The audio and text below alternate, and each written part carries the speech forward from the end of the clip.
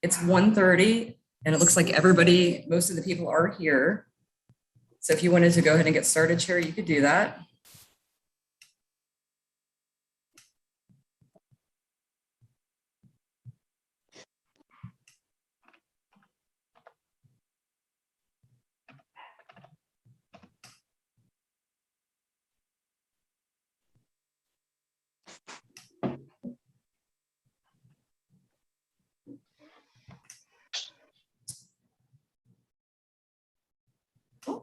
I'm not seeing Bill Roberts, so we'll give him another minute to join.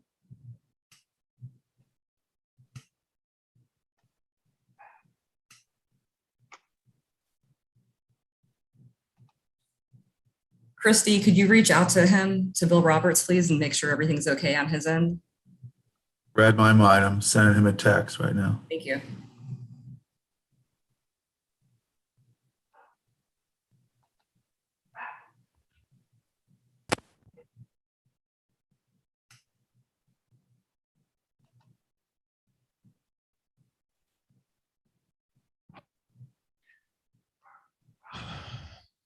Okay, so we're just going to pause for a few moments, everybody. Wait and see what we find out. If not, probably Christy will take over.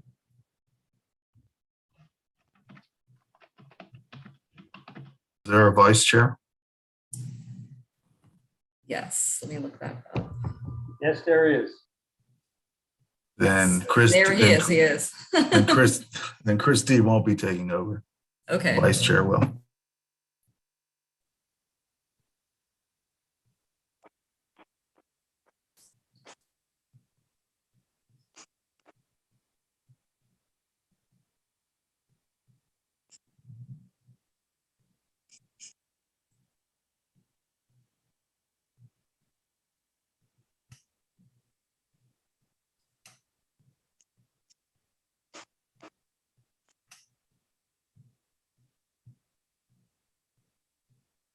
Giving him a call right now.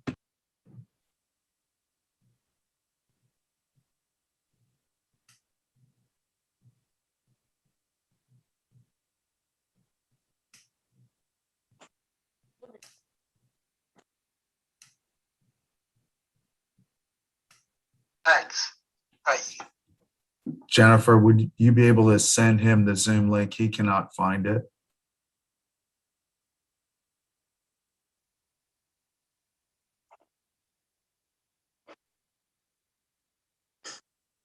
It's like, I'm going to mute. Hold on a second.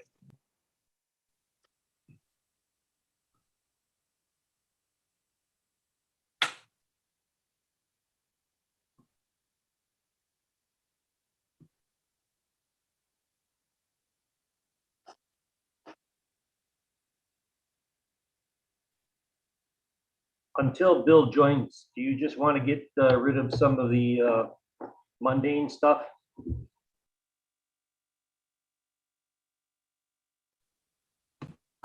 That's fine. So because we are having a virtual meeting, we will not be able to vote on anything today. So we don't need to worry about that. We won't be voting on the minutes. Let me just pull up. I'll go ahead and just start and take roll call and we'll just kind of go from there. Fine. So, okay, we'll start with that. Bob Hinion. Here.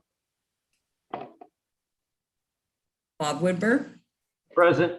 Lynn Gruber White. Here. Josh Frank. Richard Bedford. Richard Balcom. Travis Norton. Leonardo de Sorts, Bill Johnson, Present. Rick Rickman, Here. Rob Serku, David Goodwin, Here. Karen Mullins, Here. Karen Schwartz, Here. Sarah Calhoun,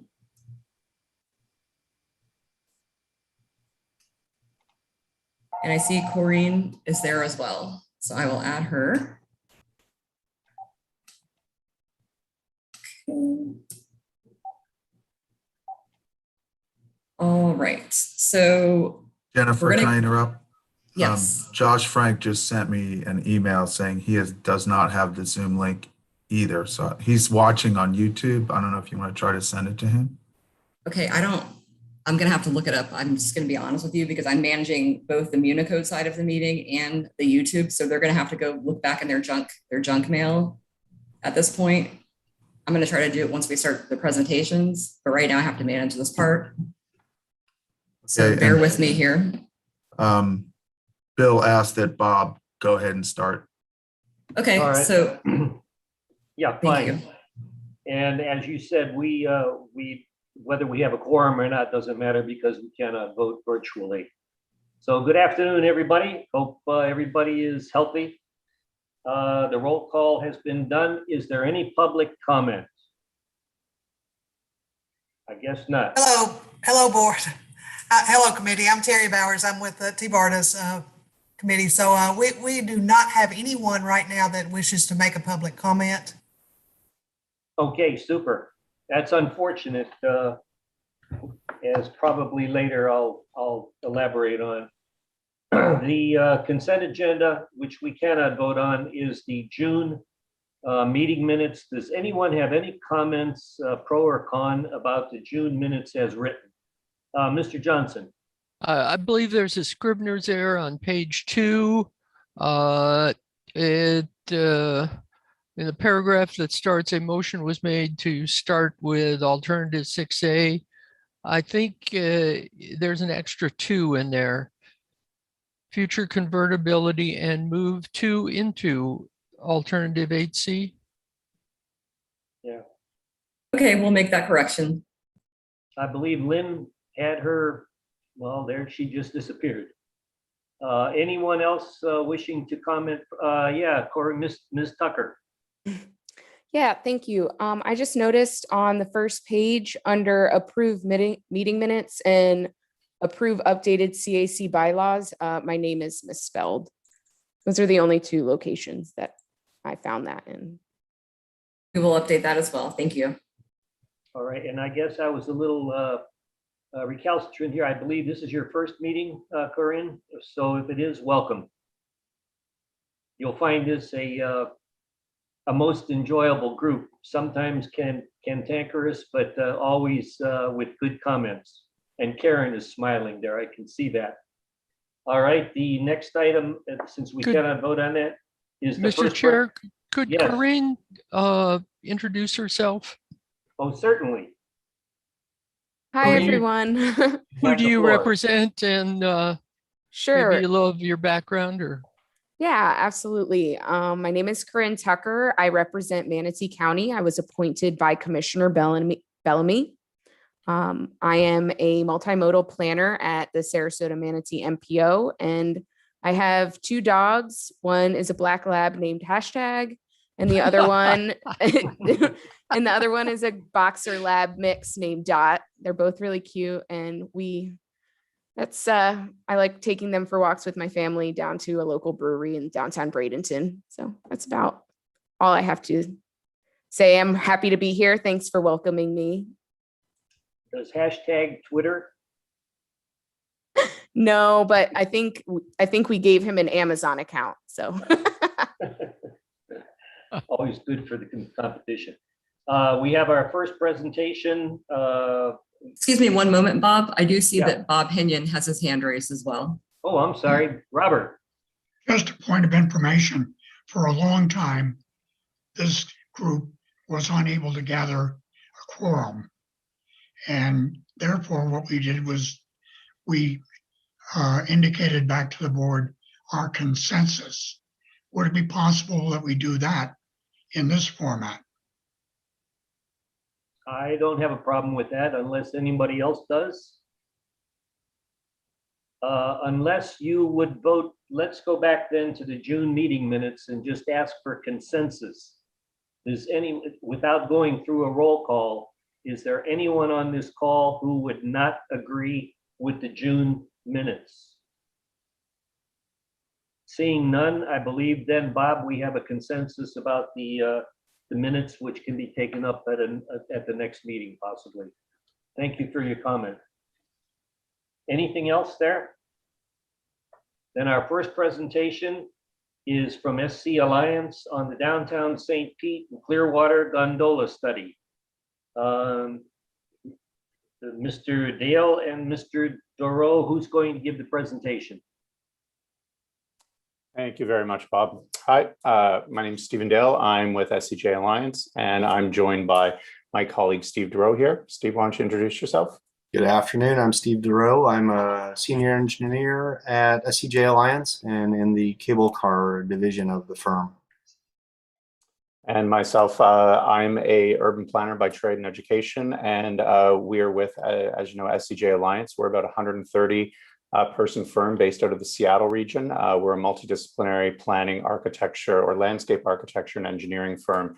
And we happen to have a specialty division of about 7 or 8 of us that focus on the cable transit division. So we've been asked by T-BARTA to present just a general stakeholder engagement presentation to discuss the project and where we are and what we're doing in that. It's going to be a brief presentation, more information than anything. If anyone has a question, feel free to jump in, though I'm guessing that with this number of people, it's probably best to hold questions till the end. And feel free to just tell us what you think so that it can help shape the work that we're doing over the next, say, 6 to 8 months. Well, So, welcome, gentlemen. We're looking forward to your presentation. thank you very much. So again, you're going to hear a lot of terminology. You're going to hear the words ropeway, you're going to hear cable car, you're going to hear gondola, you're going to hear cable transit. For your purposes, you don't really need to know what all those things mean. What you need to know is that, generally speaking, those all kind of refer to the same thing. But what we're specifically talking about here today are gondolas. So these are aerial systems supported from above. What a lot of people don't know about cable car systems is that there's a wide variety of technical configurations. There's bottom supported systems. You've probably ridden on them before and you don't even know it. A lot of airport people movers are actually cable cars. They're just propelled by a cable. And the key difference between a cable car and other traditional modes is that the cable is what's providing the propulsion. None of the vehicles are motorized. So there's a single motor that's driving multiple vehicles at one time, almost like a conveyor belt. And there's aerial supported systems where the cable's from the top, and there's bottom supported systems, as I mentioned, which are ground supported. We're not talking about bottom supported. We're talking exclusively about top supported aerial systems. And most important as well, we're not talking about chairlifts at ski hills. We're not talking about these things. Again, it's the same basic technology, but it's different. We are talking about enclosed cabins here for the purpose of this study. Already as I said, there's a couple different technical configurations, but we've narrowed down the two technologies that we would feel is appropriate in this setting. One is called the monocable detachable gondola, or MDG, or the tri-cable detachable gondola, also known as the tri-cable, the TDG. You will also hear us sometimes refer to it as a 3S. That's an industry terminology that's equivalent to tri-cable. These are the two technologies that are appropriate in an urban environment where you're moving medium volumes of people and have a need for multiple stations along the route.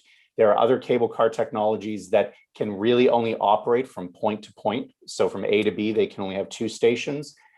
In this situation, we determined that multiple stations was required. So we had to opt for these two technologies. The main differences between the technologies, as I said, monocable versus tri-cable. As the name states, you can see in this picture here, there is a single cable. And that single cable provides all of the support for the system and all of the propulsion. The max cabin capacity is about 15 people, and it's wind resistant in 25-mile-per-hour winds. In fact, we've seen them operate safely in 35-mile-per-hour winds. The max speed of the technology is going to seem low to you. It's going to be about 13 miles per hour. But the key thing to understand here is that while most transit technologies are built to a higher maximum speed, that's not the appropriate metric to measure a transit technology. You have to measure the average speed. That's the appropriate way to look at it. It's like owning a Ferrari in New York City traffic. It's wonderful that your Ferrari can go 200 miles per hour or whatever that number is. But if you're in New York City traffic, you're going to be averaging like 5-6 miles per hour. And it's a similar thing with buses and streetcars and light rail, that unless you're in a fully dedicated right of way where you're not dealing with cyclists, you're not dealing with other people, you're not dealing with pedestrians or dogs or other cars, the simple reality is most transit technologies will never hit their maximum speed. So the thinking in the cable car industry is, well, why bother building it to that speed if you're never going to reach it anyways? The max span length with the technology, and these are approximates. It's really important to understand that when we talk about things like span length, and that is the distance between one tower to the next, and it varies based upon the design of the system.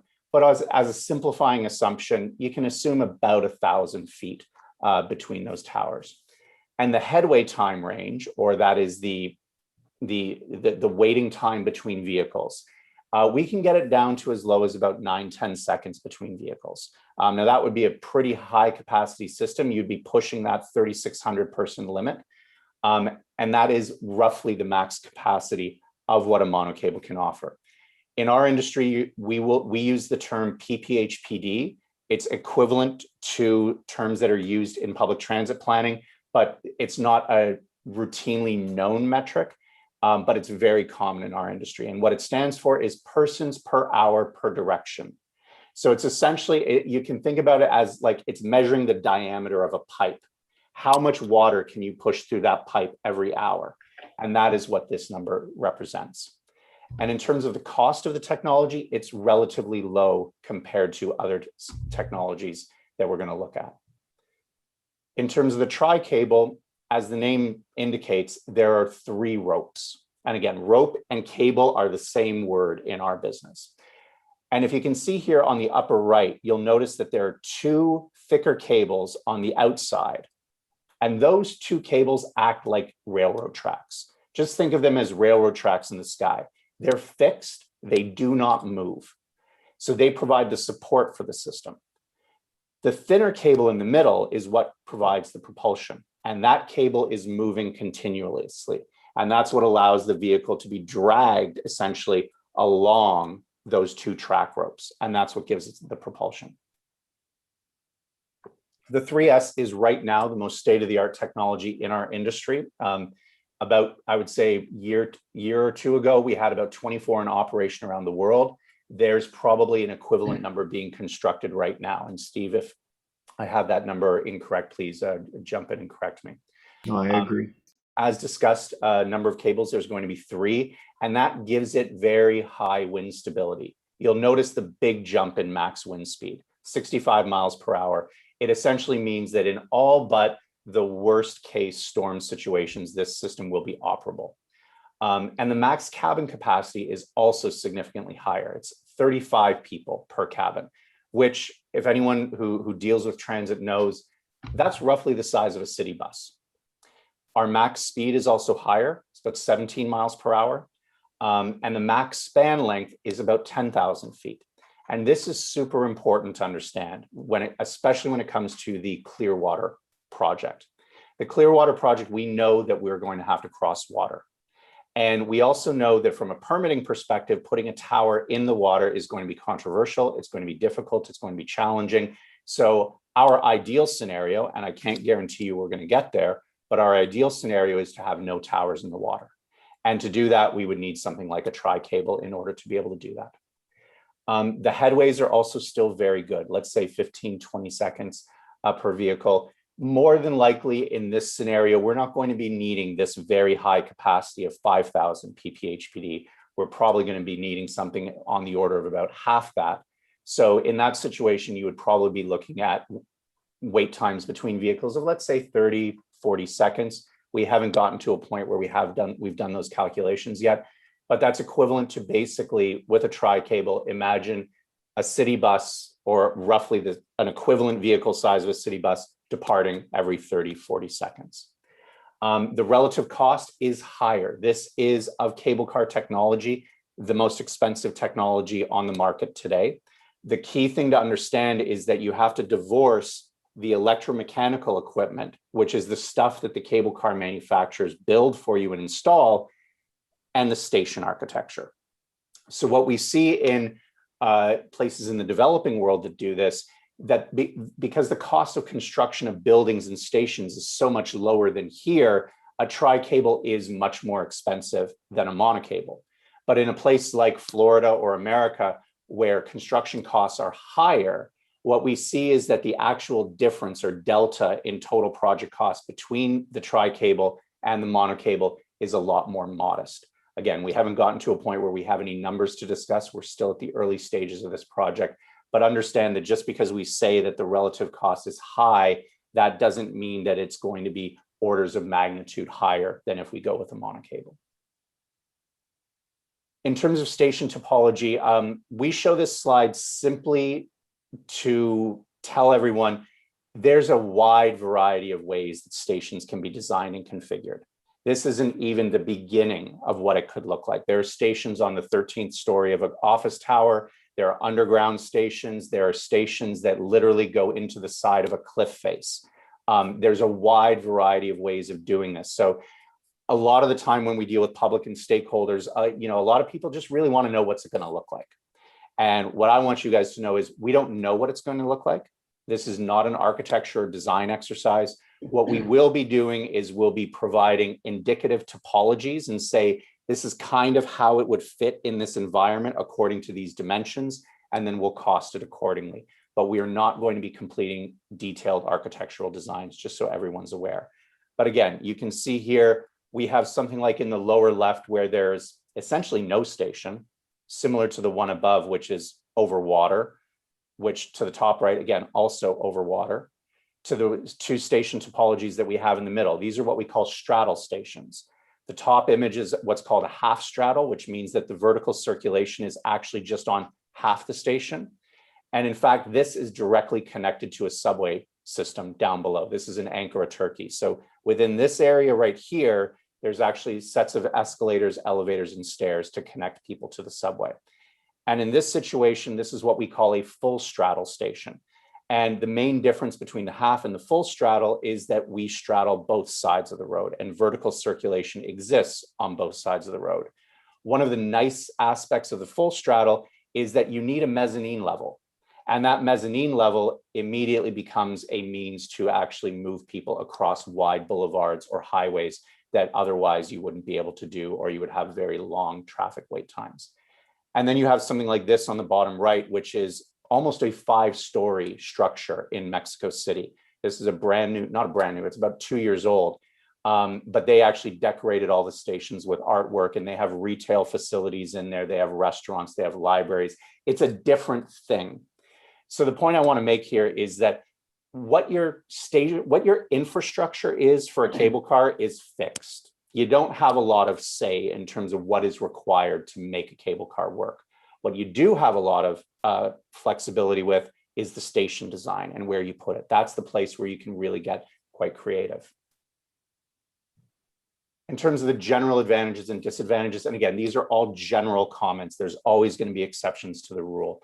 But one thing that's really important to understand, this is a proven technology. There's over 20,000 systems worldwide. Now, those systems range all the way from complex public transit networks all the way down to, small little ski hill tow lines that, you take your grandkids to out in Colorado. But the point is that this is not a new technology. People look at cable cars and they go, oh, well, that's really new and futuristic in that. And it's not. The two suppliers of the technology that control 95% of the global market, they date from the 1880s. So those two companies literally predate every single other transit technology provider on Earth today. So this is old, proven technology. It's a quiet technology. It's sustainable. We'll talk about that a little bit more. And as we've already discussed, you can integrate it with other modes. So from a multimodal perspective, I believe someone on the call was talking about multimodality. We do not sit here and say that this is the best technology or that this is the silver bullet. This is simply one of many modes that can be integrated with one another to solve specific problems. Major advantage with the technology is the short wait times and no schedules. Anyone in public transit will tell you the single biggest hurdle to getting people out of their cars and into public transit is the wait time. Most people simply aren't going to stomach a 15, 20, 30-minute wait for a vehicle, especially not in August in Florida, right? Short wait times are what get people into transit. It's also, generally speaking, a much safer technology than standard modes. And the reason for that is pretty straightforward. You're not intermingling with other traffic. You know, car accidents only happen because there are other cars or pedestrians or cyclists. Once you get them out of there, it's a lot safer. And because essentially we're operating in our own private right of way, it becomes a much safer technology. And again, correct me if I'm wrong on this, Steve, but there's not been a fatality, like a death in a cable car rider in North America since 1976. That is correct. It may be 1979, but correct. And statistically, cable cars are 5 times safer than elevators. So clearly a point of comparison. Generally, we also see that there are lower operation and maintenance costs and investment costs than other fixed link modes. And that's on an apples to apples comparison. Again, everything's going to be different. And so much of your cost profile in a system like this will be driven by the choices you make about your stations. But another major advantage that people twig to is the short installation time. A monocable system can be, let's say the permits have been issued, the approvals have been issued, check is in the mail. You can build a monocable system in less than a year, and a tri-cable system can be built in less than 2 years. And that is a major, major benefit in urban environments where, you know, we see oftentimes some of the issues that come with, you know, these 5, 6, 7 year construction projects for whether they be highways or light rails or subways. They can have dramatic impacts on traffic, on travel times, but also on local businesses and residents who have to deal with that. We also know from the evidence, and we can share that with you in another forum, but we do know that it's far lower energy consumption than other fixed forms of transit. There's also no point source emissions. And generally we see the stations having a smaller footprint. On that lower energy consumption issue, it is important to understand the systems are powered by electricity. And electricity is not a power source. Electricity is a means of conveying power from one place to the next. So if you're burning coal to generate your power locally, then you're using coal to power your cable car. So it's not clean then. Now it's cleaner because you're using less coal, but you're still burning coal. So your green credentials on a cable car system are partly dictated on the source of the power that you're using. In terms of disadvantages, possible loss of privacy is a major one. In a North American context, you're simply not going to be able to fly over people's backyards or over their homes or privately owned pieces of land. We have seen that in certain jurisdictions. It's relatively common in Latin America, for example, but this is context specific. And one of the things that Steve Durow and I do when we're planning these systems is we privilege this issue very highly. We feel that if you infringe upon people's residential privacy, you're going to have a very tough road ahead of you of getting any permits or approvals. So what we try and do in all but the rarest of situations is avoid that issue through good design and good choices. There's also a general misunderstanding about the technology. Let's be perfectly honest, we're talking about building a ski lift in Florida. It's a little bit weird and people are going to naturally be a little bit mistrustful and they're not going to understand. And that can translate into things like having to overinvest in things like these engagement sessions and that so that we can deal with people and talk with people and understand their concerns. But it can also translate to very specific problems like higher insurance premiums. This has been a problem in the industry, 30 years ago, it was a bit of an issue. It's less of an issue nowadays, but it is something that we have to deal with. And this is probably the single biggest disadvantage of a cable car. And it's crucial for you to understand this. In all but the rarest situations, we cannot turn a station, or sorry, we cannot turn a cable car on a tower. We must turn at a station. We have no choice. And the problem with that is the vast majority of our cost is in the stations. So sort of the art and the science of designing a cable car is making sure that you don't have a whole bunch of turns that aren't doing anything except turns, if that makes sense. You want to make sure that your turning location is co-located with another node or attractor or reasons for people to get on and off the system. Otherwise, you're going to rapidly increase the cost of your system and you're going to degrade the level of service. Other minor issues, riders may have a fear of heights. There are going to be a certain percentage of people who will have that problem. Unfortunately, you can't satisfy everyone. There are going to be people who have claustrophobia issues who don't want to go underground into a subway tunnel or want to get onto a crowded bus in traffic. Unfortunately, we can't solve that for everybody. And some riders may be less comfortable in smaller vehicles. So, we talked about the monocable as having 15-person vehicles. Generally, they're built with 10 to 12-person vehicles. And for some people, that might be too small. It might make them uncomfortable. In the 3S situation, where the cabins are much roomier, we don't see that as much of an issue. And lastly, as we said, maximum travel speeds are lower, but that is normally offset by short headways. You have to think not in terms of just the time you're in your vehicle, but the total travel time, right? Being 10 minutes in a vehicle and having 10 minutes of wait time is no different than having 1 minute of wait time and having 19 minutes in a vehicle. And most people, generally speaking, would rather be moving than waiting. And we've already discussed this issue here. So in terms of this study, we're around here. We're doing our alternative definitions. We've already finished up our site visit. We're doing our stakeholder engagement. We're beginning our public engagement right now. And what we're going to do is we're going to define the study areas. We're very close to finishing that.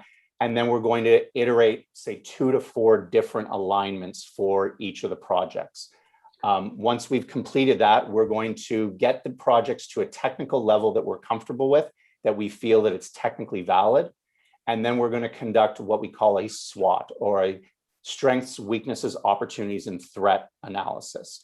And we're going to go through roughly, I think it's about 24 criteria that we're going to go through. And we're supported by Stantec, Transpo, Valerian, and HRNA, who are going to assist us on those SWOTs so that we have good technical and financial backing on that. And it's going to be very qualitative. So what we're going to do is go from, let's say, three alignments for each project. We're going to conduct this first stage SWOT, and then we're going to narrow it down to one preferred alternative for each project.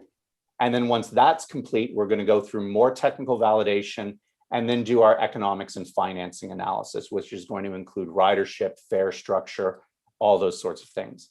And then we're going to run the SWOT again, but the SWOT is going to be specific to each project, and it's going to be more technically rigorous and more quantitative, so more numbers-based rather than the first SWOT, which is going to be more word-based.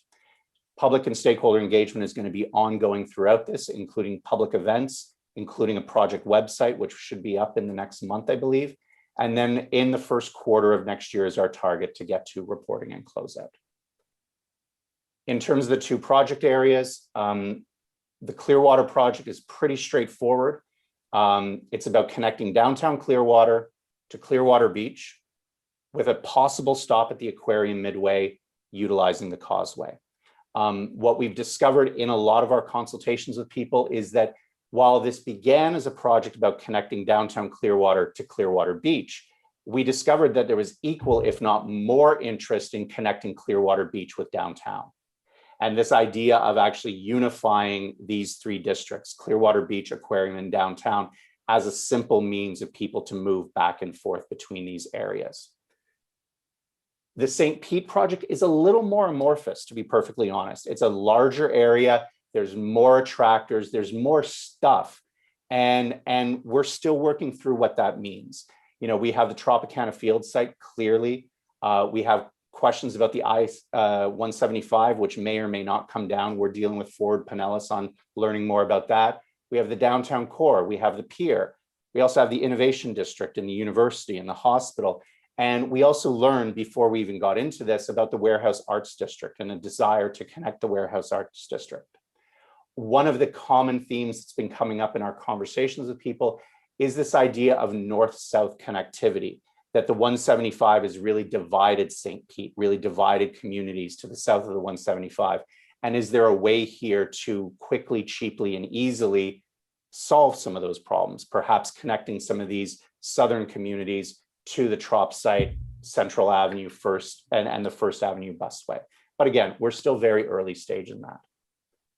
So what we're really looking for from you guys right now at this stage, the reason we've gone through these engagement sessions with a whole lot of people is we want to know what you guys want and what you don't want, what you like, what you don't like, what your gut reaction is, so, and what are the potential challenges we're going to run into as we go along this way.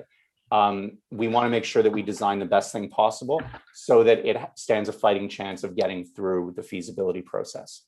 Having said that, we've been given clear latitude for us to come back and say, this isn't feasible, or one is feasible and one is feasible. We've really been given that permission. We've not been tasked with shoving a gondola down anyone's throat. It's really about, are these good projects? Are they viable? Are they feasible according to the criteria that's been given to us? And Stephen, if I can jump in, it's important to note that the two projects are functionally separated and there's no connection. We're not competing one project against the other. Both are going to be analyzed independently and may have different results. Correct. Yes, that's a really good point to make, Steve. So okay. At this and point, with regards to input, and Jennifer, please correct us if this is not the correct path forward, but I think we would welcome any questions or comments, perhaps by email, and if it would be appropriate for Jennifer to either provide our contact information following this meeting or redirect any inquiries, we'd be welcome to hear those. I can do that. I know that we do usually offer our members to ask the questions during the meeting, if that's okay with you. Yep, no, we certainly have time for that, but if there's follow-up things that time definitely doesn't allow, or things that pop into people's minds later, we're happy to do that as well. Yeah, we'll send out their contact information after today's meeting. Great. And so I do have some hands up here, so we're going to go ahead with Rick first. Hey, good afternoon. Thank you. Great presentation. Just a couple comments or questions, and they don't need to be addressed, but hopefully they would be in future updates. One is the availability of federal funding or match for these type of projects, for gondolas specifically. Are the gondolas climate controlled? Do they have AC? And then the third one would be, this area is highly susceptible to afternoon thunderstorms that can quickly, whip up winds greater than the max allowable. So how does that work from an operational perspective? Thank you. In terms of climate control, the cabins can be climate controlled. There are two different mechanisms for doing that.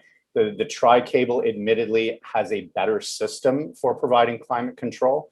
So that's one of the reasons that we are looking at it, but we are vetting the systems that exist for the monocable as well, should we recommend a monocable.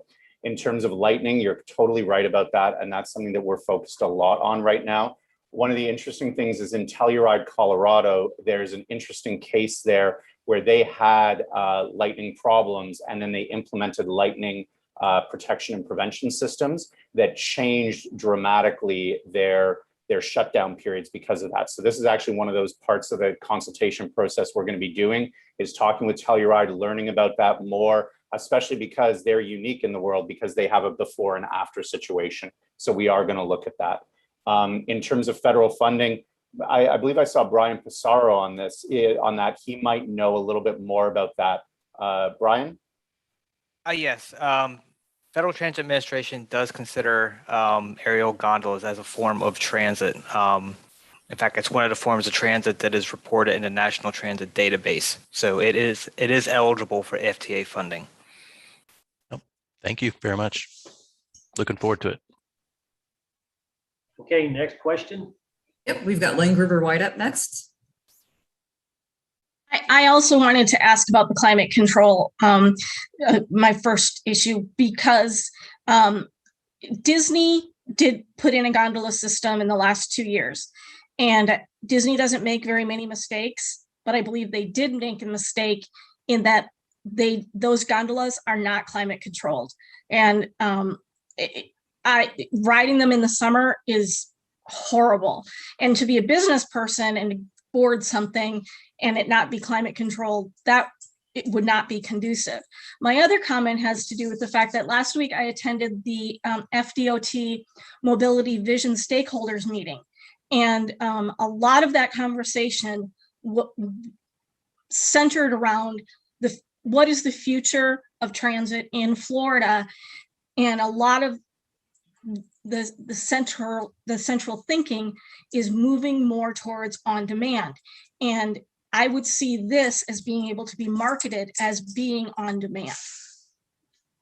Yeah, I would agree wholeheartely with both points you've made. It's not quite on demand, but it's about as close to on demand as you can get without being on demand, right? It's almost like, it's like those moving escalators on a sidewalk. There's just always, there's always capacity available. So I would agree with you on that. In terms of the climatization issue, Disney's very interesting because it cuts both ways, right? It's an example that's right in your backyard, but I would agree with you that there are certain flaws in that system. And Steve Giroux and I actually intentionally went to Disney to tour that system to understand better how it works. We actually got a behind the scenes, tour and meeting and conversation and that.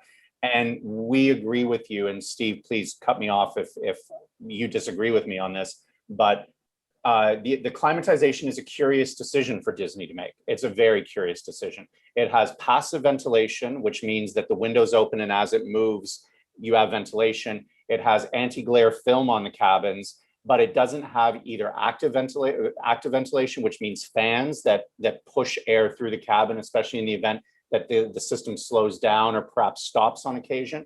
And it clearly does not have air conditioning. So we do find that curious, and we're putting a lot of our effort and thinking into that issue. But it is important to know that the tri-cable air conditioning, I'm not going to say is standard, but it is a non-controversial feature to implement on a tri-cable system. One of the things we're also exploring is active ventilation. So that may just be fans or bringing outside air into a cabin, but giving passengers the perception of moving air at a higher rate than what's provided just by having louvers on the vehicle. So similar to the blower above you in an airplane seat, perhaps just having that perception of moving air might increase the level of comfort so it's acceptable. But that's something that we're working through and we need to develop an opinion of and a recommendation for as the project proceeds. And it may even be in a place like Florida that all three are necessary, or all four, right? That you have the anti-glare film, you have the passive ventilation, you have the active ventilation, and you have air conditioning. That may be, and maybe they're not all operating at the same time, but that in certain situations, one is being utilized and one is not. But again, we're very early in the process, and trust me on this, the climatization issue is such a very, very big matter for us. It's almost one of the top priorities. Okay, we probably have time for one more question. Okay, Bill Johnson was next. Thank you. I'm most interested in Clearwater because I can relate to that far better. What is the objective of the project? Is it to enhance tourism by creating an attraction that people can ride? Or is it actually moving people when the roads are congested?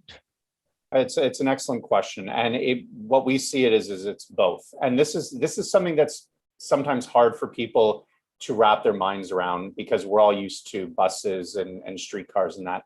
The cable car industry in urban environments like Clearwater works in what we call the hybrid market, where it operates as both public transit but also as a novelty for recreational users. I think we can all agree that there's going to be a certain percentage of children and grandkids that are going to nag their parents and grandparents onto that system, even though they're staying at the hotel, right down on the beach. And those people are going to be willing to pay a certain price in order to do that. But when it comes to alleviating traffic on the causeway, yes, that's a major issue and major thing that we're thinking. And it's not just about getting people from downtown to the beach. It's also about getting people from the beach and not having to deal with the traffic and get to downtown. It's also about parking. You know, we know the state of parking in Clearwater Beach is expensive. There's a lot of parking, and a lot of it is often full. And people spend a lot of time circling around Clearwater Beach trying to find the best parking space. Having said that, we know that downtown Clearwater, parking is cheap, parking is plentiful, and there's a lot of it downtown. So we're almost seeing this as a way of, if we connect the two, how does that solve that problem? It also, of course, accessing the aquarium is another, it's a major node within there. So we don't see this as one or the other, we see it as both. And what we're going to do as we go through this process is figure out what the different target markets are and figure out how to price each target market accordingly. And that's part of the study objective. Does that satisfy you? Thank you. Yes. Yeah, I see two more hands, so if you can keep them short, we'll go. Karen, you're next. Yes, thank you. I just wanted to let you know as well that Bill is on the line now, Bill Roberts. I know Go ahead that. and take. Okay, Yeah. great. Thank We're you. gonna pass the baton in a little minute. I gotcha. Okay, thank you, Karen. Go ahead. Okay, so thank you for the presentation. It was wonderful. I would like to know what the operating costs. I know you have a lot of things juggled up in the air, but are we looking at a situation where taxpayers are paying for most of this? Or is there going to be a P3? What are we looking at as far as operation and maintenance costs? And at what point, what's the percentage of riders that we need to make this work in a positive, that we're not just relying on taxpayers to make the cable move? And that's an excellent question. And that's actually one of the things that we're tasked with in this study, is figuring out, and we're going to be working with stakeholders, and HRNA is going to be tasked primarily with developing the financial model of this. And we're trying to figure out what that is. Is it going to be a PPP? We don't know. Is it going to be privately owned? Is it going to be publicly owned? And of course, the procurement mechanism associated with any of those three are going to be different. And your point about the taxpayers paying for it is an interesting question, because virtually every piece of public transit in the Western world is subsidized, and oftentimes heavily subsidized, by taxpayer dollars. And that's one of those questions that we need to understand, if in this context that's acceptable, or if it needs to be self-sustaining. And if it needs to be self-sustaining, we need to figure that out. And that's a criteria that we need to understand better. And we might discover, for example, maybe Clearwater is capable of standing on its own financially, but St. Pete does need a subsidy, or vice versa. We don't know right now. So, you know, your point is well taken. You're not the first person to bring that up. And the best answer I can give you is, we don't know yet, but we're going to find out. Okay, and the last question is from Josh. Thank you, Chair. My question really is pretty simple. In most transit projects that are studied at this phase, there's at least some consideration given to transit-oriented development. I'm curious, in your experience, if there's been much research about the TOD associated with gondola systems, and if it's part of this scope. TOD is not really part of this scope, simply because it's out of scope of it. You know, we're going to talk about it in generalities, but transit-oriented development with a cable car is no different than transit-oriented development with a subway, or with a bus network, or a light rail, or a streetcar. It's the same thing, right? It's about co-locating activity centers and jobs and places to live, work, and play in close proximity to transit. That's really what TOD is. So what I would say is that, you know, yes, it absolutely can be done. No, it is not necessarily a part of the study, but it will be spoken to. Okay, and Jennifer, I believe, has agreed to pass on the contact information for other questions and just general comments. We really thank you. This is very interesting, and it certainly aids the connectivity, if you will, of different modes of transit. And with that, I know our esteemed chairman is on the line, and I pass the baton to him. Well, Bill? thank you, Bob. I appreciate you jumping in there, and I apologize to the committee for being late.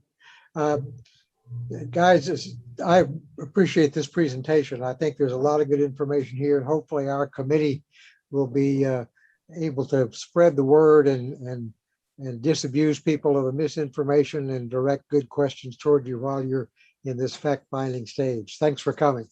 Appreciate it. Thanks so much for having us. Thank you very much. Have a good day, everyone. The We're up to Bob- item C. Bob, go ahead.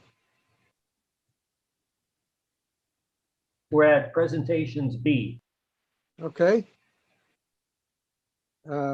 C or B on the micromobility. Did you do that?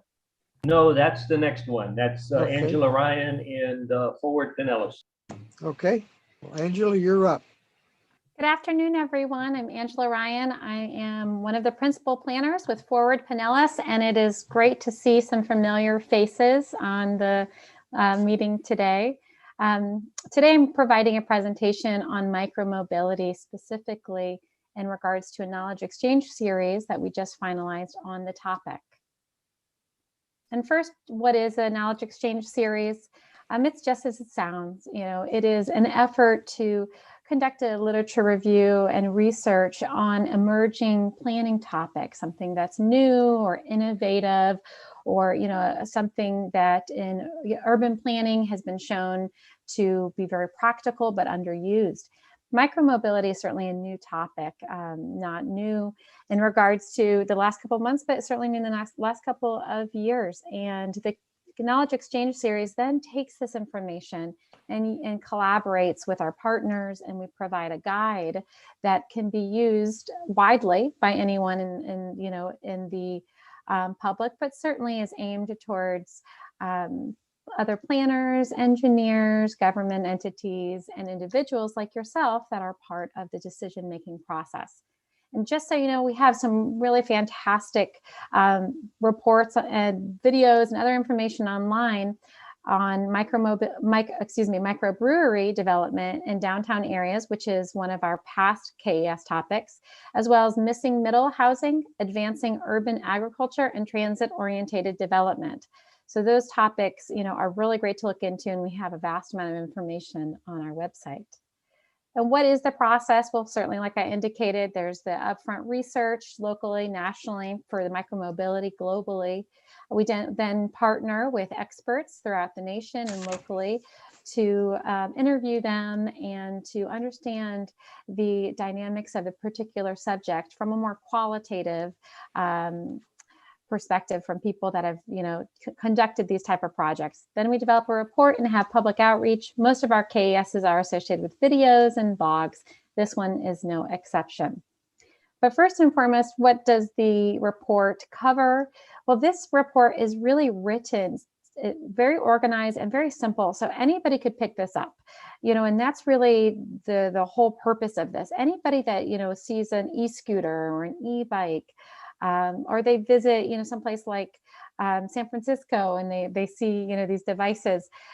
The micromobility KES provides the statutes, the state statutes, literature, definitions. It provides detailed tables for classifications of different types of devices, as well as different share programs. And then it discloses very fairly, not through a biased perspective, but what are the benefits and what are the challenges, and how can those challenges be mitigated? And we were very fortunate to partner with the city of St. Petersburg and the city of Tampa, who are two local experts here in the region. And we have two case studies on their success implementing micromobility share programs. The last part of the report is also a practical application that has lots of common questions for anyone, ranging from somebody that is in the profession of transportation, or just in the public that wants to know a little bit more. But first and foremost, what is micromobility? This is a Florida statute here at the bottom. I'm not going to read it verbatim, and I know there's a lot of text, but this is actually an exact excerpt from the report. And it, as you can see, it shows that micromobility is these small, lightweight transportation devices. They operate at low speeds, up to 20 miles per hour. They're typically single occupancy, but they can, have cargo options with more than one individual riding them. They can be personally owned or through shared devices. And the reason why I have, sorry, next, didn't mean to do that. the reason I have so much detail in regards to definition is because people use the term micromobility to mean so many different things. It's not universally defined. And as such, a lot of the report is helpful for anyone that wants to know, what are these devices and what does the law say and how are they regulated? And I'm going to go over some of the key findings. And many of these, with the individuals that we have today, are not going to be surprised. But what's great about the micromobility research we've done in this report is that it gives the sources and the actual data, from research that's been conducted. And first and foremost, the opportunity for micromobility to act as a first mile, last mile solution is quite incredible. We were just discussing, the need for more transportation options in congested areas. Micromobility actually fits that need. It's used all over the globe. It's very, very common in our larger cities, as well as smaller cities, even here locally. And essentially, it's that important gap. As you can see, they have a scooter that, can go up to 3 miles and a bike that can go up to 10 miles, e-bike or regular bike. And all of those are integral to the network to connect people to transit. Personally, I used to work in DC for a short time, and I would take the train to the station. I'd get off and I'd get on an e-scooter. And it was fantastic. It was cheap, it was fast. So it's actually really a great part of a transportation network. And this is a bit more about the key findings and classifications. I'm sure that nobody is surprised, but I talked to 26 different municipalities about micromobility and numerous people from the public. What I heard time and time again is that people don't know if a golf cart is a micromobility and they can use it, for example, on multi-use trails, or a scooter or an e-scooter or a moped. So there's a lot about classifications and detailed tables to provide anyone the ability to understand how these can be used, where they can be used, and how they are regulated. Environmental benefits are one of the major benefits in addition to providing important gaps in the transportation network. And we all, of course, want to have a sustainable transportation network. And I understand that's part of one of TBARTA's goals as well. And regionally here, we know that we have this auto-centric environment. Well, micromobility provides this ability to take something that's smaller and certainly a lot less energy consuming to and from work and other required destinations. And as you can see on this graph, the e-bike, the e-scooter, the electric two-wheeler, those are by far the least amount of energy usage when you compare them to even a hybrid car or a motorcycle. So they are certainly a sustainable transportation mode. And in regards to other environmental benefits, there was a 1-year pilot study in Portland just on an e-scooter. And they found that the e-scooter users use that device instead of a personally owned car or a share service. And as a result, it actually kept 300,000 vehicle miles from being driven on the road, and thereby 122 metric tons of carbon dioxide emission removal. So that's really fantastic that certainly wasn't added to the environment.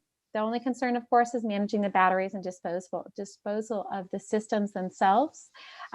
They do have a long life, both the batteries and the systems, and it's just effective waste management. And resource efficiency, certainly when we think about resources, we also consider, the residents. For example, here in Pinellas County, we know that 24% on average of our households have their budget go just to transportation cost. And I'm sure this is very similar throughout the region here, that people have to spend a rather large share of their budget on transportation.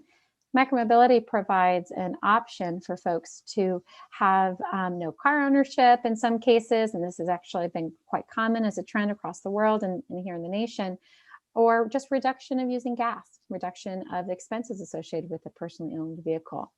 It's really incredible, and I'll talk about this in a moment, is the ability to have transit-oriented development connect with micromobility share programs to create this larger, reliable, safe, connected system. For example, you can have a station on every corner. That's not practicable, but you might be able to have an e-scooter hub that people are able to take, different versions of e-scooters to, their bus stop. Certainly micromobility has the ability to reduce your household costs. One example that's been very effective is right here in Tampa. The micromobility program has set up e-scooter corrals at the University of Tampa and then at the nearby Walmart. So students, have a very affordable way to get back and forth to the store and to campus. And equity is a really important factor in the transportation, research and design, and micromobility is certainly no exception. And there was a 2017 Harvard study that actually looked at large cities throughout the entire globe, and they found that even here in the United States, that the longer an average commute of an individual, the worse their chances, if they're low income, of climbing the ladder were and to ultimately finding economic success. And this is data here on this graph that is actually based on major cities in the United States. And it shows that, if you can see on the left-hand side, the less you make, 5 to 10,000, the more percentage of your income is allocated towards transportation costs, which is rather concerning because the people that really need to reduce their transportation costs are ultimately spending a higher average of their income, on transportation. And there's a lot of key factors that can be incorporated into micromobility share programs, such as say Pete and in Tampa and Tallahassee and all over the place that have been extremely effective. And I looked at 50 different cities, their programs as part of this research. And these are the top equity considerations that have been really effective. First and foremost, a specific equity policy as part of a micromobility program has time and time again been found to create the most benefit for low income and minority communities. And that's because those policies have things like what is listed here on the slide: equity zones, cash options, discounted memberships, free training, and inexpensive gear, and then lots of promotion and education that is targeted to different parts of the community. Something that's really incredible that's happening because of the rapid rate of technological advances is that we're seeing more and more ADA cycle options and ADA e-scooter options. And this is so important, is that places like Tampa, for example, this is a picture of Tampa. They actually have these cargo bikes, and they also have hand cycles and three-wheel scooters. And they require a certain percentage of their fleet to have ADA options. So they are available for all members of the community. Something that's important here is that it's transportation agencies and others need to have continual data collection to know who's using the system and who's not. For example, here in the city of St. Pete, they have this equity zone they established, and they're actually expanding. And that zone is, almost on the fringe of the city, which is a really important area for micromobility because a lot of folks use it to get into the city or to get home. But this equity area requires a certain percentage, again, of the fleet corrals, so the parking areas, to be located within the equity zone to ensure that those populations of people that, are here and that have been designated as low income and minority populations have better access that's close to their home, because as we all know, and the literature has indicated, those are the communities that actually use micromobility the most. So surprisingly, studies have found that women rated e-scooters more positively than they did other forms of transportation, including e-bikes, and minorities rated e-scooters and e-bikes higher than their Caucasian counterpart. And the data actually shows when you take out the tourists and you're looking at who uses e-scooters and e-bikes across the country, it actually ends up being a large part of the equity zone use, which is really effective and a great way to encourage people to use the system. And the connectivity, we were just talking about this, at the last presentation, but micromobility does encourage transit use. And it expands the walk shed for people as well. You might have to walk to get to an e-scooter. You might have to walk a bit to get to the corral, and then you take that e-scooter or that e-bike over to the train station or the bus stop, for example. And that's the network that people have begun relying on. And I certainly have done it myself, like I indicated. I had an app that I was able to find where the e-scooter was when I got off of work, and I found the e-scooter, jumped on it, and was able to take it to the train station. And that is an example of floating transportation. So not only do we have, this ability to couple docking stations and corrals at transit hubs, but we also have the ability for folks to use app-based technology to find an e-scooter, e-bike within a close range of their train or bus stop. And what are the concerns? And like I indicated, we have a disclosure report that is very honest, and safety is ranked as the #1 public concern across the nation here. And safety is both a real and a perceived concern. And why I say that is because when scooters were first deployed in places like San Francisco, there was a lot of public concern that they were going to result in an increase in crashes, and they were going to be very dangerous, and that people would be riding them on the street. And now, through several years of regulatory implementation, the systems are actually quite safe. But there's a lot of work that has to go into education and training. Austin, Texas is one example. Their transit agency actually did implement in part their micromobility program, and they have a very robust education program. Other options that are in the report as well is before someone actually takes out or rents, their device, they have to go through an online training, or they can do it from their homes before they actually use the device. Infrastructure, as we all know on this call today, is vital to safety. Across the world, other countries like the Netherlands, which we are not, and I understand that, but they do have third lanes. Is that micromobility has become so popular and so effective at reducing car use and connecting people to jobs and connecting people to transit that they're creating lanes just for e-scooters and e-bikes. Locally, we have excellent examples of complete streets throughout this entire region, and that provides for, of course, safe corridors and transportation for all users.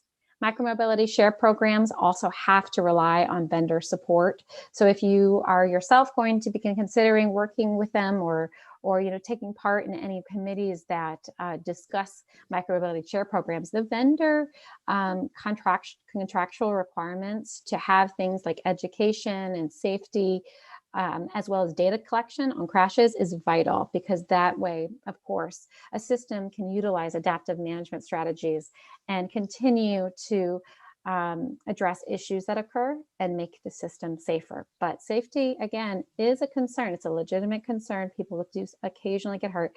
This is something that does not increase, people don't fall more on a bike or, than they do on an e-bike, but still it is a concern, a valid concern. Managing the right-of-way is a concern with micromobility. Ways to mitigate the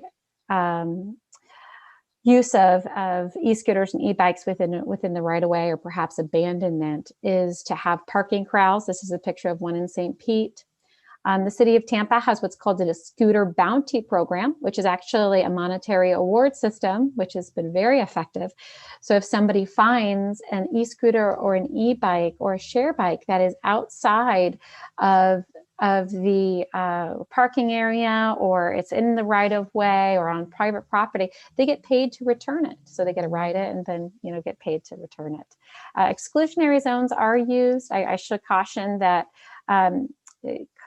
consistency is really important. Having a pedestrian exclusion zone, for example, in one small area where there's a lot of pedestrians, is of course a very effective strategy, and it keeps people safe.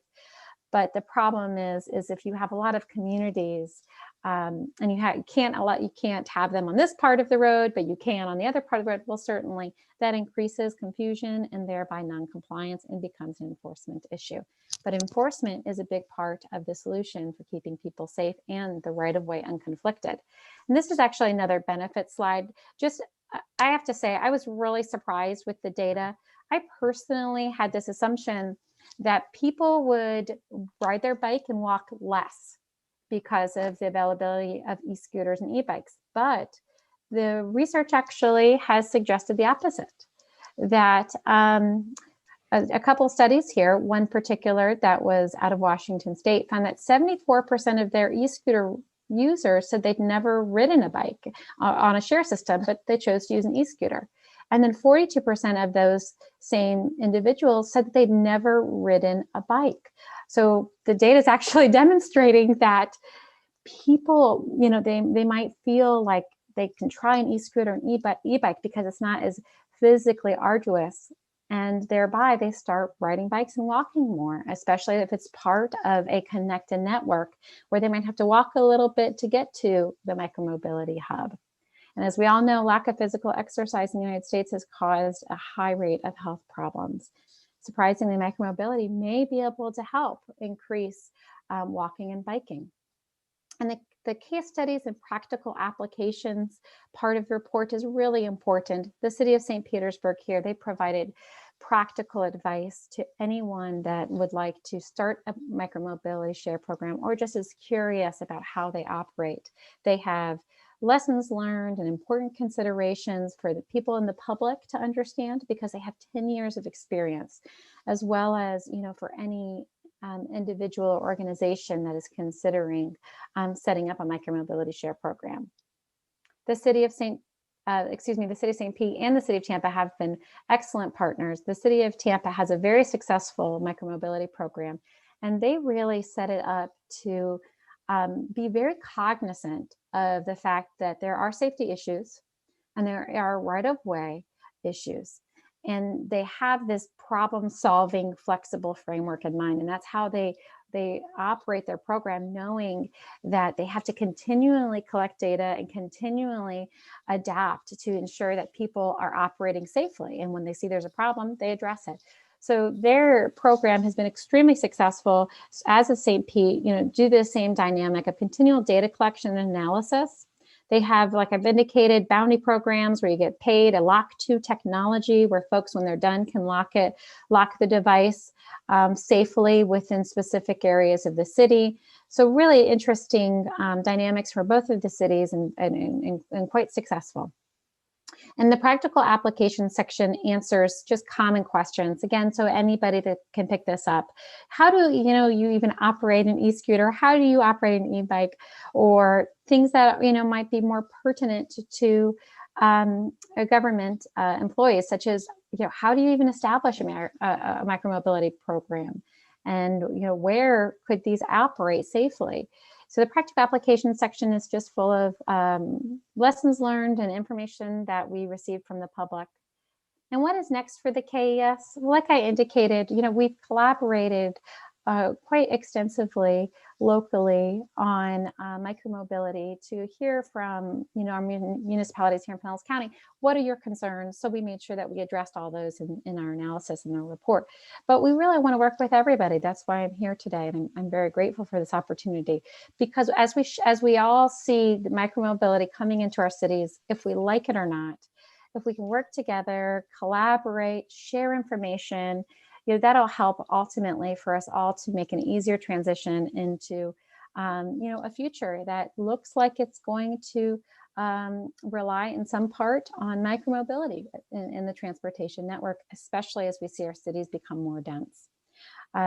Additionally, we have this report on our website. I'm creating a video shortly and a blog, which will be out in the next week or so. Thank you all very, very much. Any questions or comments for me today? Thank you very much, Angela. Are there questions or comments from the committee members? I don't have any hands raised at the moment. All right, thank you, Jennifer. Well, Angela, I think that was very helpful. I learned a lot. I'm sure our committee members did as well. And it's interesting to note that e-scooters are popular amongst the female population. So that's one of the little tidbits that I will take away from the presentation. So thank you very much for coming and doing this. Very informative. We'll look forward to future reports. Mr. Roberts, I apologize. We do have Bill Johnson that would like to ask a question. Of course, Mr. Johnson, go ahead. Micro mobility scooters. I was up in Louisville, and the Bird and the Uber are all over the city, and they all say you have to have a helmet when you ride. Of course, most of the people are riding them without a helmet. What about safety for non-users, or is it just they do that for liability, but nobody uses helmets? What did you do when you were in Washington? You know, the helmet use actually studies have showed is low, Bill. You're correct. You're correct. There needs to be more of emphasis on education, outreach, and possibly, you know, even some free helmets that are given out to people, because helmet use is low. You're absolutely right. Even in the states where it's not, you know, it's not required, it's optional, but a lot of the vendors do, you know, have it as a stipulation that people, you know, wear their helmet. That non-compliance is a concern. That's one of the safety concerns. Other questions? Jennifer, Not at this time. I don't see. I take that hands. back. Bob Hinion just raised his hand. Bob, go ahead. Yeah, Angela, I know that you're doing a presentation to us. Would you also be doing presentations to various cities? I'm on the CRA advisory committee in Dunedin, and we have a very strong use of the trail and also pedestrian.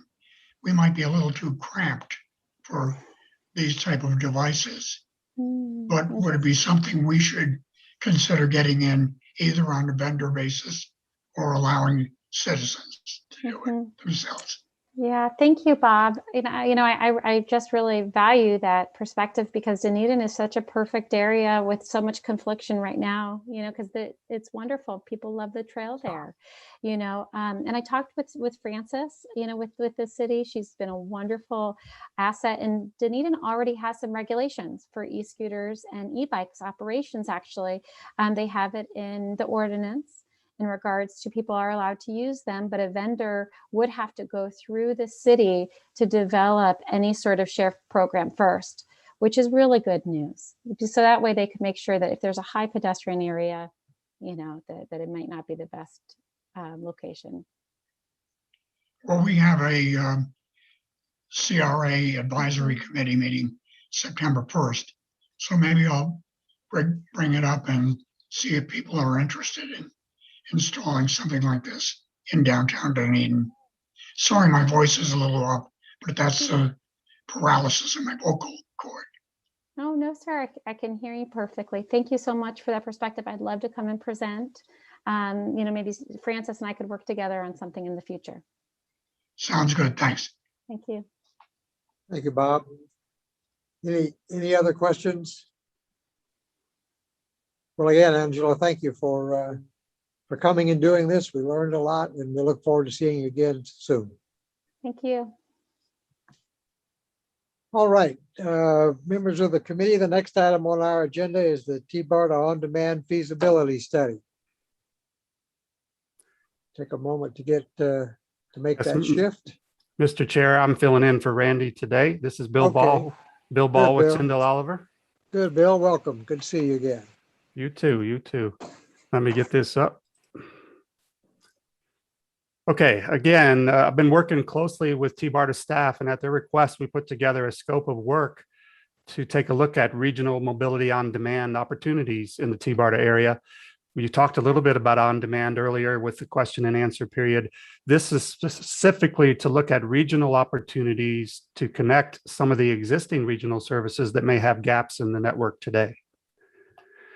So I know some of you may know the definition of mobility on demand. I did want to mention it. This was especially for the board meeting on Friday. to make sure the board members understood from a high level perspective, a definition of mobility on demand. And it's really an innovative approach that leverages the services that are out there today, real-time data and technology to provide a mobility on demand service. Some of the common elements are listed on the slide. It's typically app-based to request the trip, in real time. It's usually defined zones that provide a number of vehicles that support that zone. It's generally often a first last mile service to connect to and from existing services out there today. It can be a late night service. And it really is an opportunity to extend the service area through a unique type of service. I've got a couple of examples I'll mention to you today. We recently worked with Palmtran on converting some of their existing services over to a mobility Hey, on Bill? demand. Yes. Bill? Yes. You're not talking off the slide that you're showing, I don't think. Which one are we on now? We're still on You're showing slide number 1. Is that what you're? Is it not switching over? Right. Yes. You probably have the view switched if you're using two screens. Sorry we about go. that. There, it just changed. Do you see it now? Now I see number 1. And number 2? We No, see number presenter 2. notes. Now we see the presenter notes. I might have to just stay here then. I don't. How's that? Good. Okay, this says mobility on demand, right? Yes. Yes. Sorry about that. Okay, I'll stay here on the without projecting, and I won't mess with trying to switch the speaker notes. But I did talk about this definition. I think we're good here. The common elements, again, are listed on the side. Generally app-based, where you have the app on your phone to request in real time. You identify zones that have the demand and opportunity for this type of service. It's usually a first last mile kind of service that connects to existing services. So that's that opportunity to fill gaps and extend the services that are out there today, especially along the county lines in the region. That's what we're trying to focus on here is regional opportunities. It can be a late night service to extend beyond times that are provided with the existing services. And there really is that opportunity to extend the service area. What I was mentioning before is an example we worked with Palmtran recently and providing a conversion of some existing routes over to a mobility on demand service where we really increase the quality of the service to the riders by matching the supply to the demand on an on-demand basis. And in fact, ridership even went up during COVID as a result of this. You can see this was implemented back in April of 2020, and they even saw a 15% increase in ridership with this type of service being implemented in that area. Also an increase in the cost effectiveness in terms of the cost per trip. Now they're in the process of procuring a software that will be that app that will allow riders to request that service in real time. The other one I don't have a slide on, as I'll mention, is Sarasota County Area Transit. We recently worked with them and they've converted some of their fixed routes to mobility on demand services more recently, some of their lower productive fixed routes. And that was implemented on early June 1st. Seems to be going well so far. I don't have any metrics yet to talk about the ridership, but the early returns are that the riders are very much liking this new on-demand service that they can call, get door-to-door service to destinations and connections to the other fixed route in the system in Sarasota County. So what are we trying to do with this task order? So we want to focus again on regional opportunities. We want to assess the demand for those opportunities, and especially those regional connections along county lines. Secondly, look at the feasibility from an operational perspective. And what is the opportunity to connect more riders to the existing regional services that are being provided out there today? And then finally, just some more details on the objectives of the scope. We remember we did the Envision 2030 Regional Transit Development Plan. We have some good information to start with in terms of where the gaps are in existing regional connections. So we'll look at those unserved areas, those underserved areas, identify those gaps and go ahead and look at demand and feasibility. And of course, we're going to work closely with the local transit operators to talk about those gaps in their communities to see what we can work together on in terms of filling those gaps with this as a potential solution. So pending that feasibility, we would work with them on an implementation plan and certainly grant opportunities to help see this go forward. This is a 4-month study, so it's kind of a quick turnaround, high level and feasibility assessment. So we'll be coming back to the CAC in the future to give you report on the results of that work in the next few months. This went to the board on Friday. They were excited about this as an opportunity as well. So we'll be moving forward soon with this project. And I believe David Green is still on the call today. If you want to add anything at this point before we entertain any questions. Yeah, thanks, Bill. And good afternoon, committee. I can only piggyback on Bill's comments.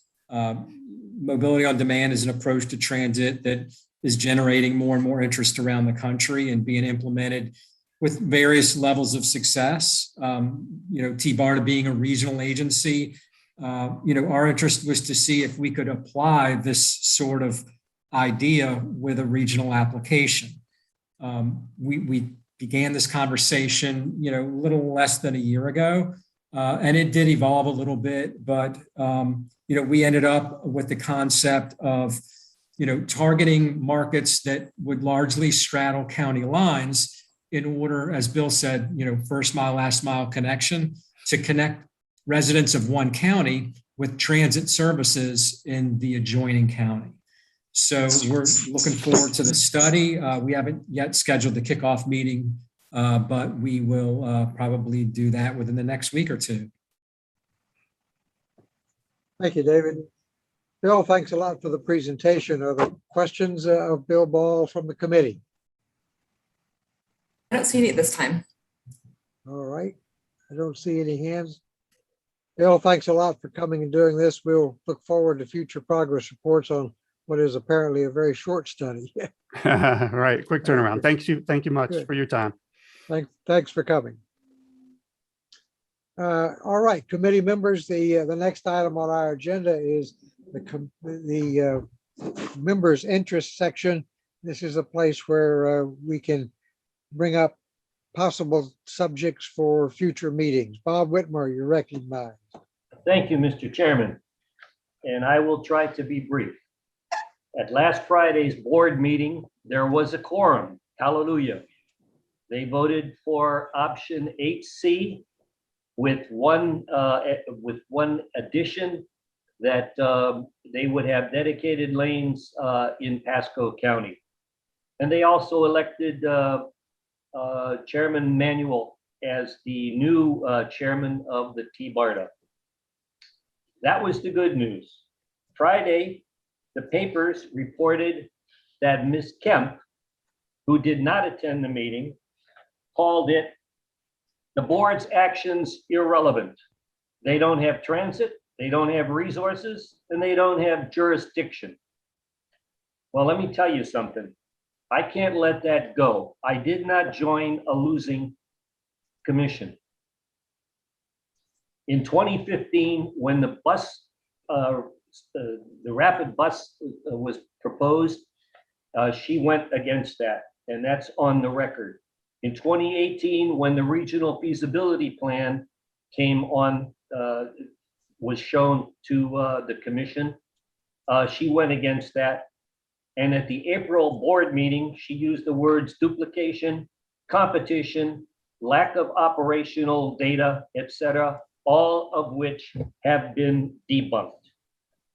And all these concerns, and in fact, she worked with Brian, I believe, or Scott Pringle, one of the two, to come up with HC, but she did not commit to that as her preferred solution for regional transit.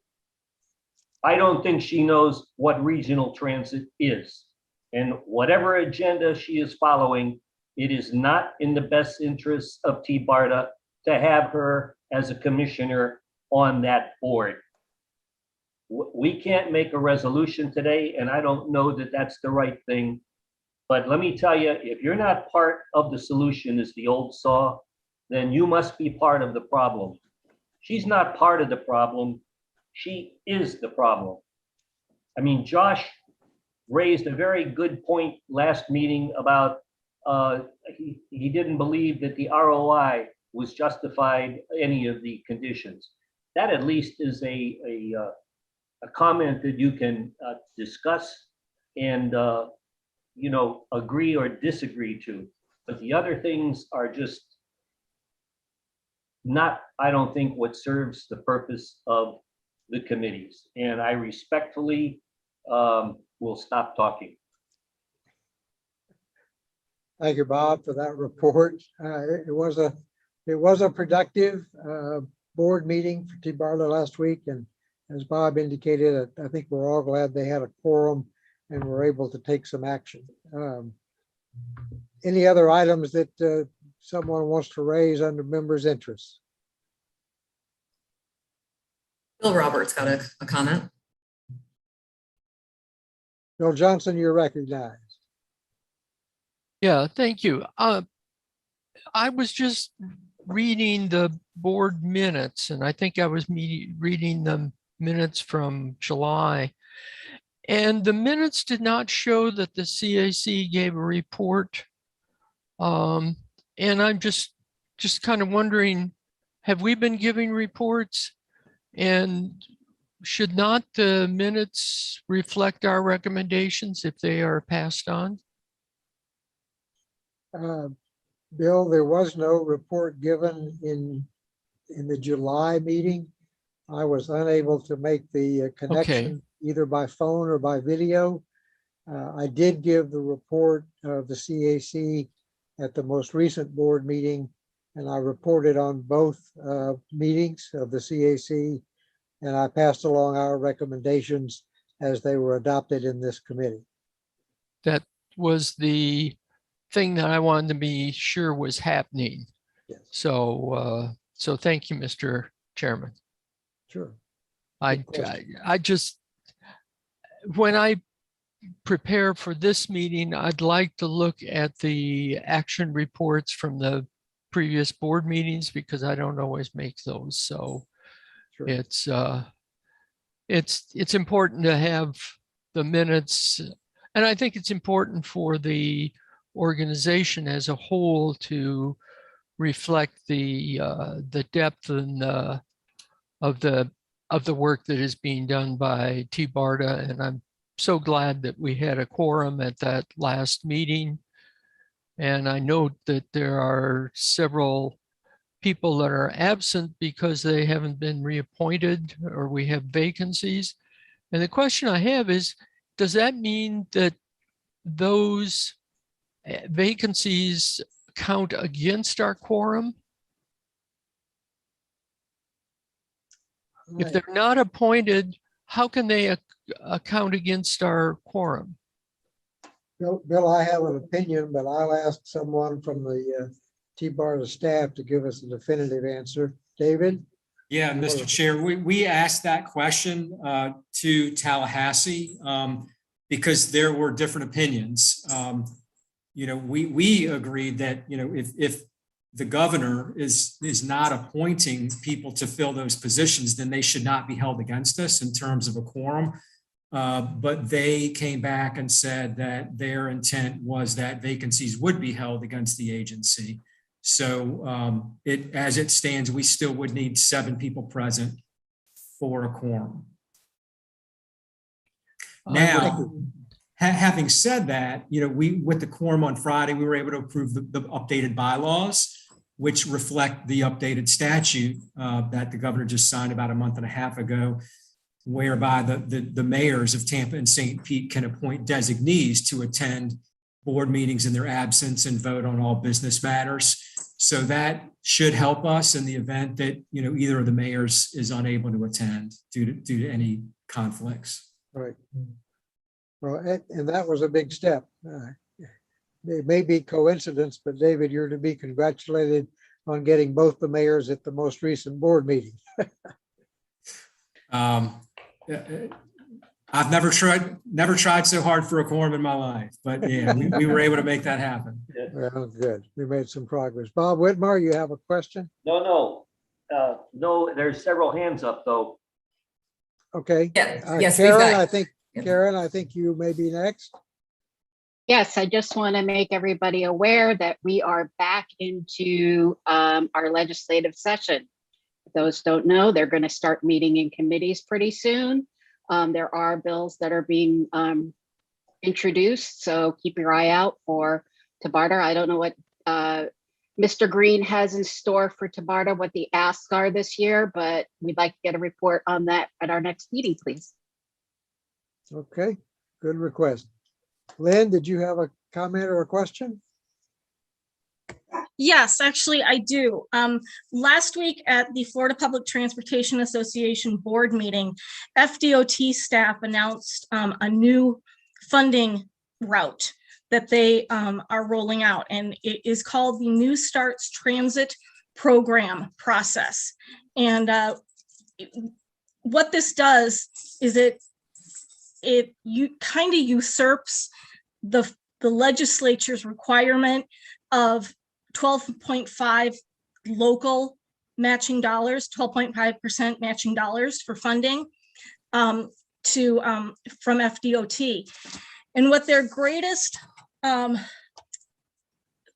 criteria for receiving these funds is system-wide ridership increase in person throughout capacity, time travel savings, transit-dependent populations served, benefits to state highway corridors, and SIS.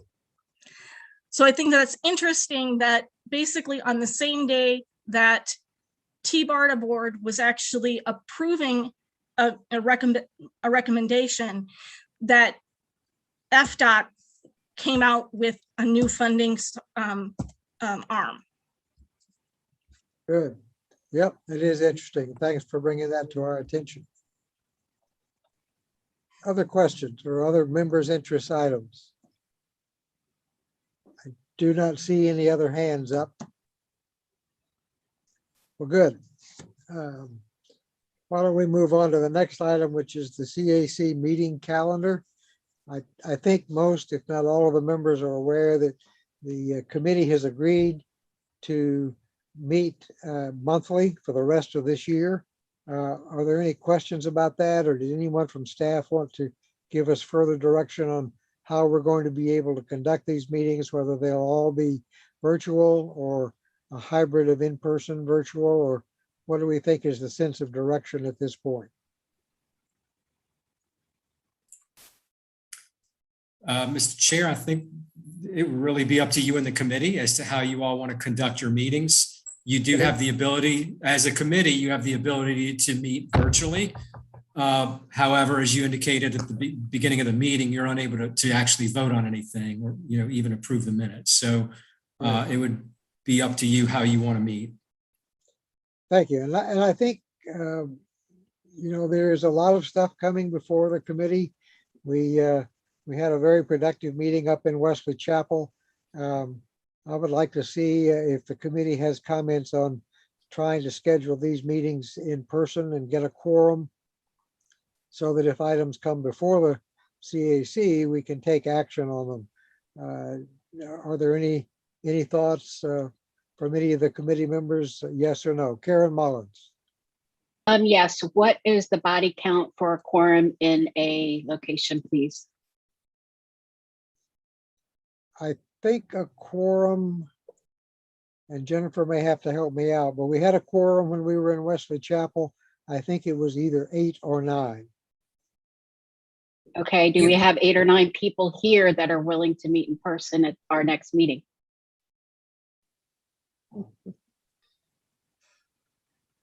You are correct. It is 9. Yeah, I think it's 9.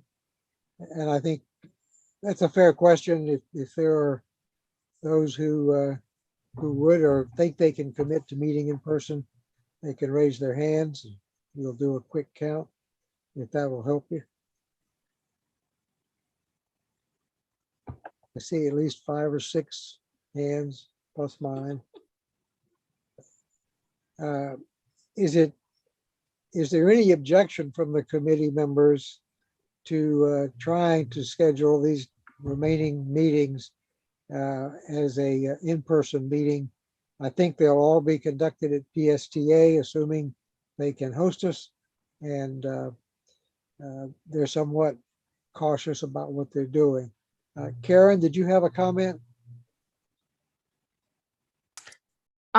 I just had a question. I Yes. guess my thought is if there's action being taken besides the minutes.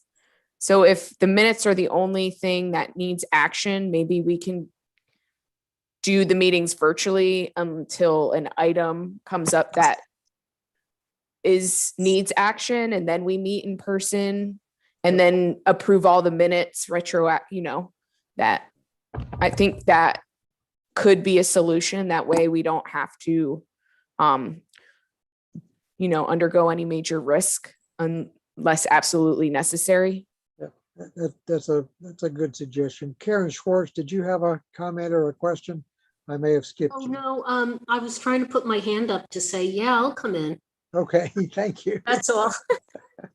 Thank you. I did see another hand up. Oh, Bob Whitmar? Yeah, I would like to see an in-person meeting at the next meeting. I think it is well overdue. Okay.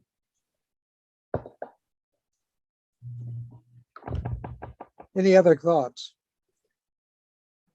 Well, let me get together with our staff, see if the accommodations will work, and very likely we'll schedule our next meeting in person at PSTA. But we'll continue to meet monthly for the remainder of this year as the committee voted for the rest of this year. Thank you all very much for that input. Actually, I think the idea of meeting when we have action items on the agenda is probably a pretty practical approach. Brian Passaro, you want to give us an update on the US 19 RRT study? Sure. So at the last board meeting, the board approved the task work order for WSP, our general services consultant, to begin work on the US 19 RRT feasibility study. This study, it's going to evaluate the feasibility of freeway-based bus rapid transit service transitioning to arterial-based BRT service on US 19 in Pinellas and Pasco counties.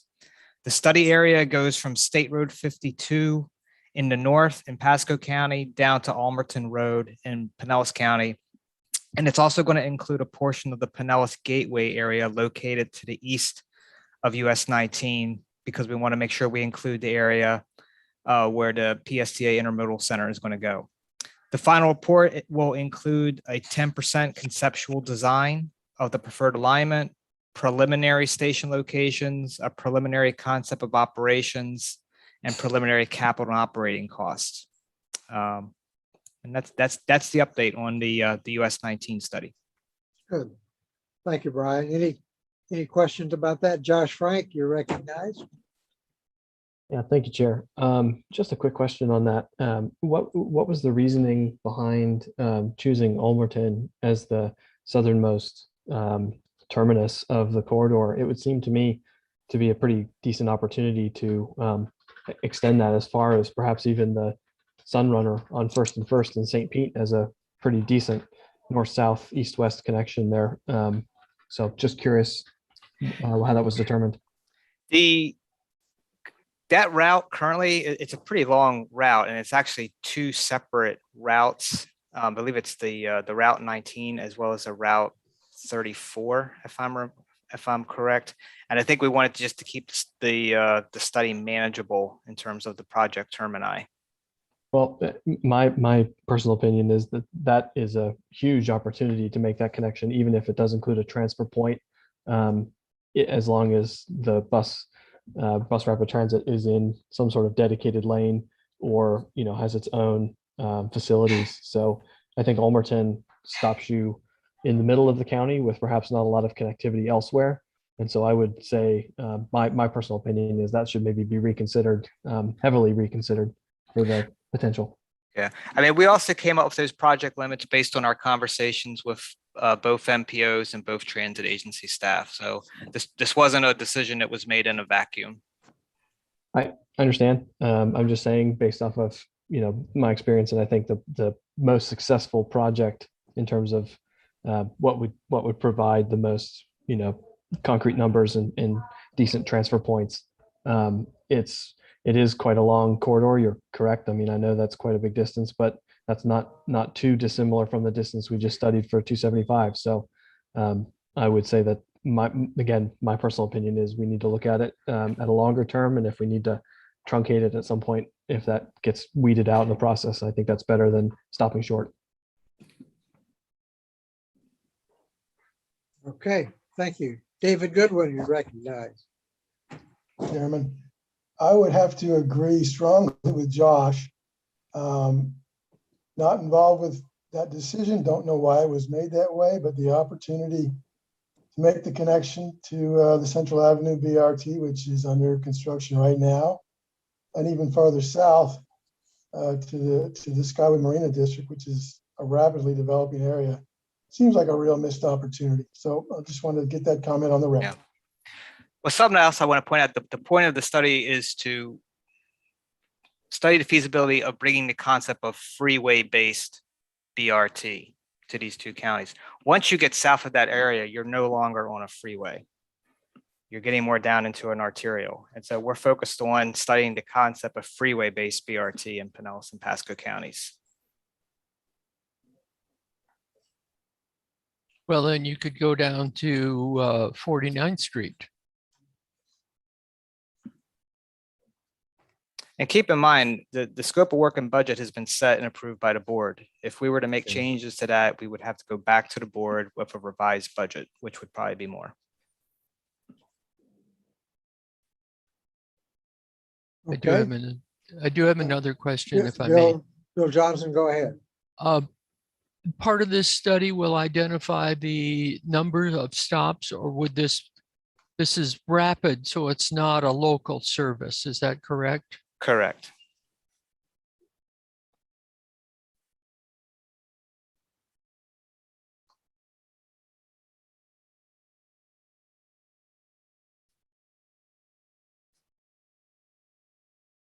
Can I jump in here, Bill? Anything else, Mr. Johnson? No, not for me, Okay, but I think Karen does.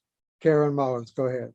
Okay, so I understand the philosophy about ending it at the terminal at Roosevelt.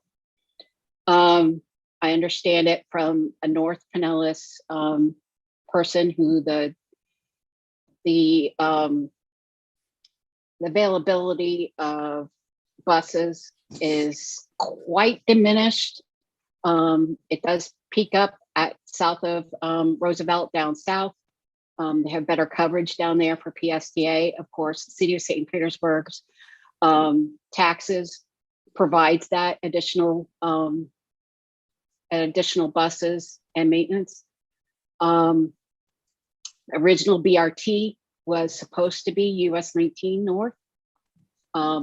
Actually, the original BRT plan was supposed to be from Montgomery Booth Road, and since that was not made into expressway, the BRT got moved to US 19 North.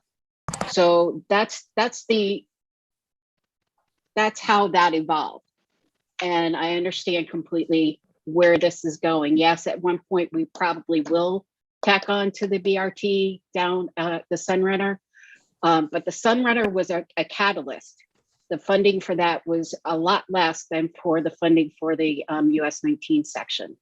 So we wanted to get the catalyst going. We did. We finally got it. We're getting it up and running. Yay for us.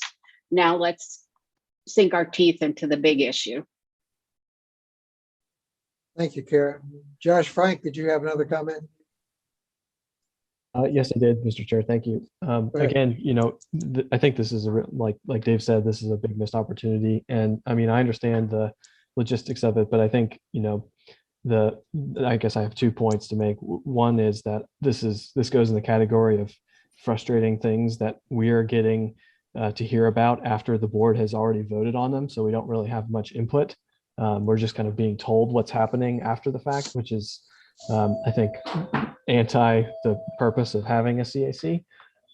So put that in that bucket of a frustrating element. But I would also say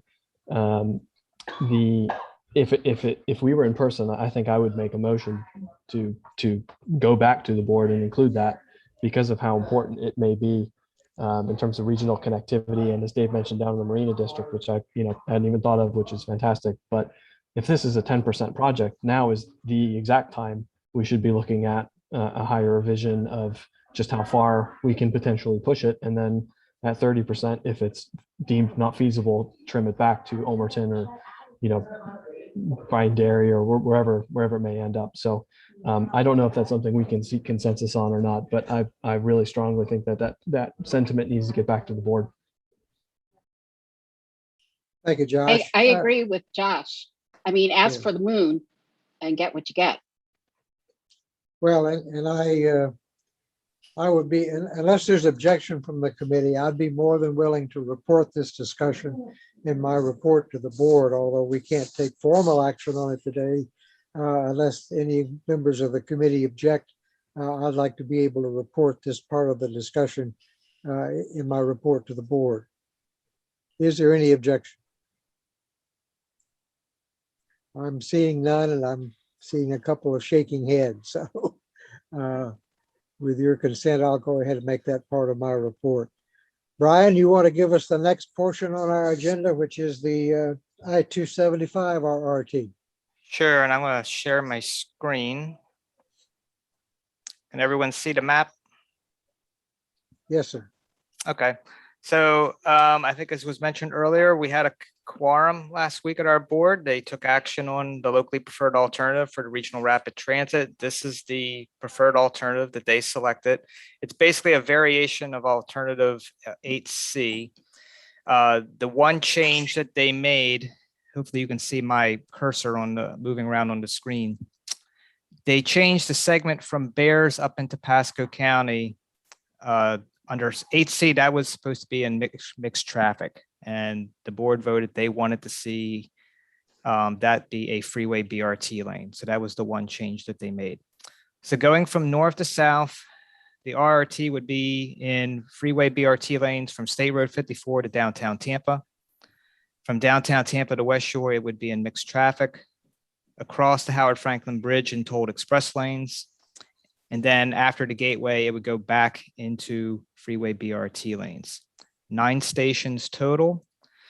So going forward, what Scott and the team at WSP are going to be focused on, they're going to be completing the environmental review. They're going to be completing the 30% design.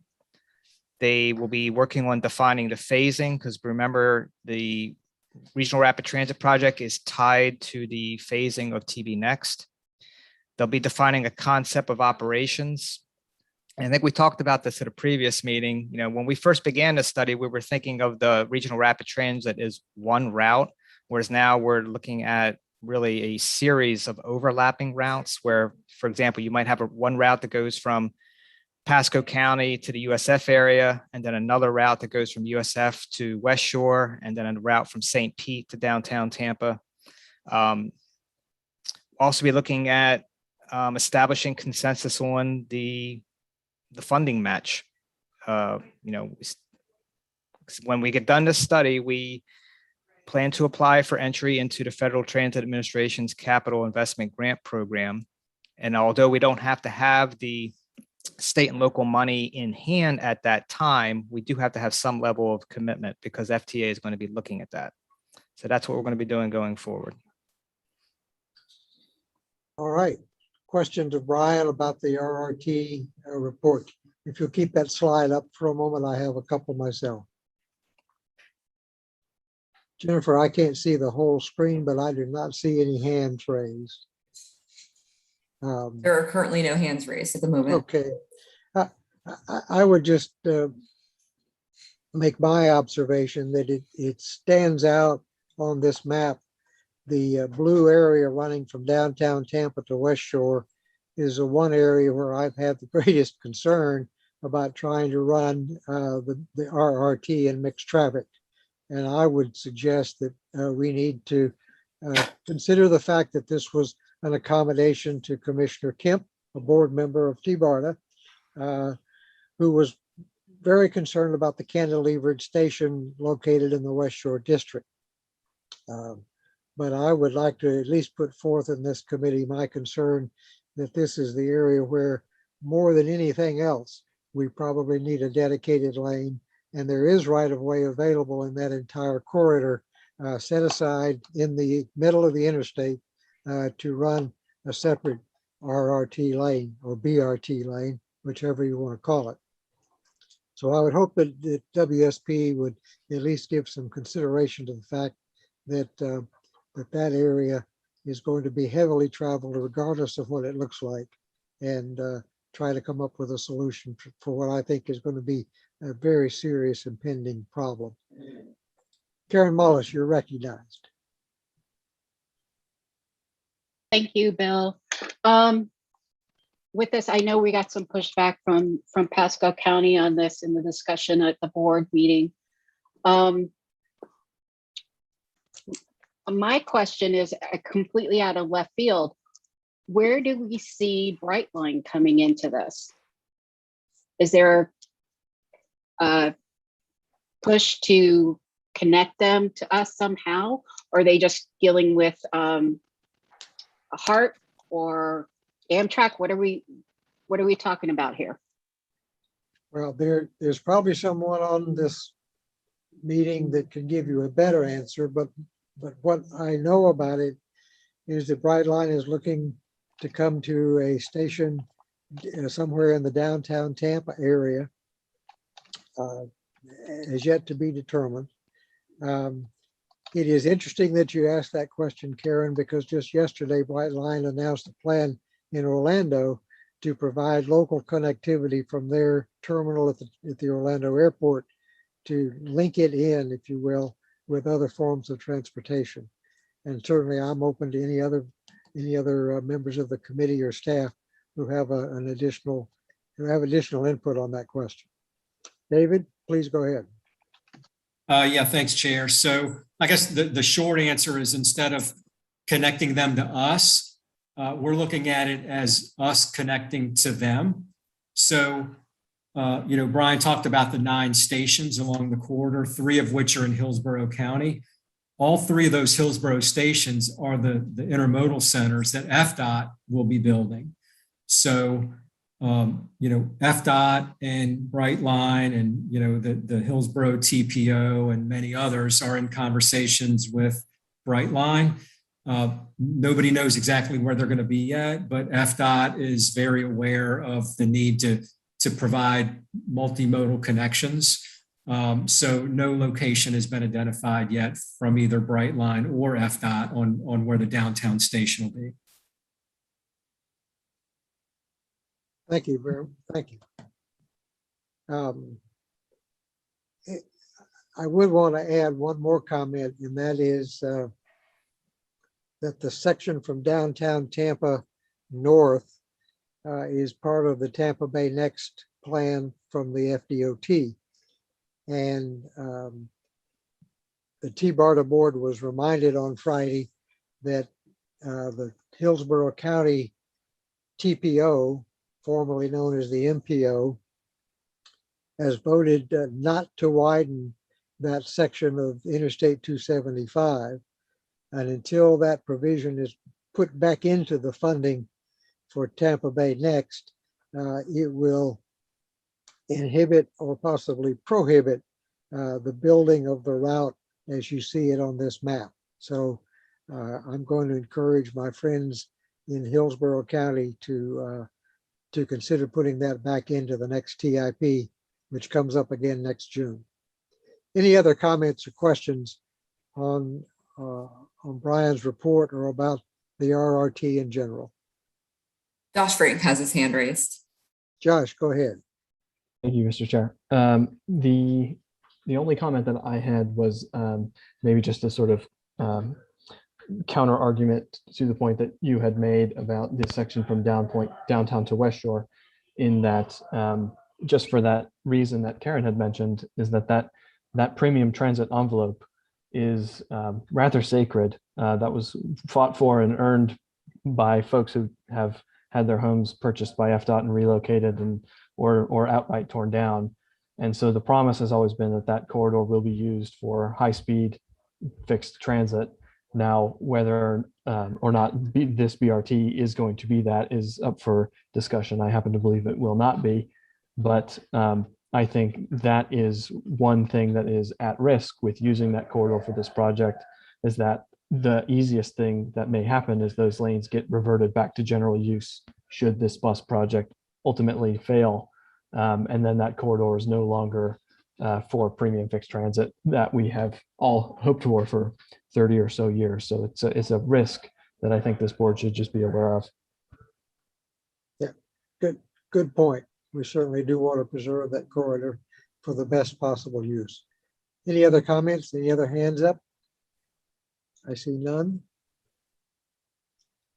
Okay, well, Brian, thank you, and you and David for giving us that report and that update on the RRT. Finally, after many months, we have a decision and we're moving forward. And Karen, we'll thank our friends in Pasco County for giving us a dedicated lane from Barris north. So the next item, final item on our agenda is items to report to the TBARTA board. We took no actions today. We did have a good discussion about the US 19RR study. Does the committee have anything else that they would specifically like to add as part of the report to the board?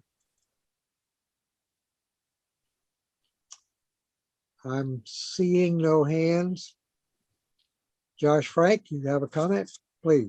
Yeah, just one more time to reinforce what I had said about US 19 is in that we've mentioned this before, and I'm sure it's made it to the board at some form or fashion, but seeing projects come in before they make it to the board for a vote is something I feel very strongly that we need to have more of. It's very unfortunate that we get these US 19 type projects, having never heard of them before, but we're already locked into a scope and budget and have not had any input. So I would just like to ask if you, Mr. Chairman, or if staff could somehow get to the board that we need to hear these before they're locked in place. That's all. Fair enough. And if there is no objection from the committee members, I will add that to my report. Corinne Tucker, I'm sorry, go ahead. I was just wondering if there was any update about the TD Tampa Bay program, if that was brought to the board and if there was any action taken by the board. I know that we had motioned for the board to do anything possible to bring funding in or keep the program going. It was part of my report and recommendation from our meeting. Brian, do you or Chris recall if there was any action taken? I'm afraid I simply don't. I do not recall any specific action taken by the board on TD Tampa Bay. All I can tell you is we are in the process of writing the final report for TD Tampa Bay that we have to submit. And in that report, in the summaries and conclusion part of it, we point out all the successes of the program and then encourage the CTD to find a way to refund the ISD grant program. I don't know, Christy, I don't know if there's anything else you want to add. Chris? No? Well, thank you, Brian. That would be consistent with this committee's recommendation. So we appreciate you including that in the report. Anything else? Well, there being no further business, well, I thank you all for attending. I apologize for my late joining the meeting. David Green, go ahead. Thank you.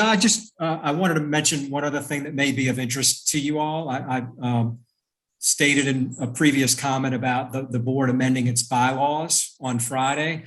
And one of the changes that was included in that amendment was to the makeup of the CAC. The original bylaws structured the CAC with 19 members. So one person appointed by each of the 13 TBARTA board members, plus another person appointed by each of the 6 MPOs that are members of the CCC. We received a request from the Polk TPO regarding the vacancy that they've had for a long time, and they've just had challenges finding a citizen to volunteer their time to attend CAC meetings throughout the region. And so they asked us to remove that requirement. from the board's bylaws. And so we submitted that request to the board and they did include that. So the CCC now is, or excuse me, the CAC is 18 members instead of 19 members, but still would require 9 people for a quorum, as was indicated earlier. So just wanted to mention that. Yeah, that's a good point. Thanks for bringing that to our attention, David. Any other comments from the committee? Well, we will meet again next month. I thank everyone for your time, your attention, and your effort on our behalf. We're off and running with an RRT. The meeting is adjourned. Thank you, everybody. Thank you, Chair. Thank you. Have a great day. Thanks all. Thanks, everybody. Bye. Bye.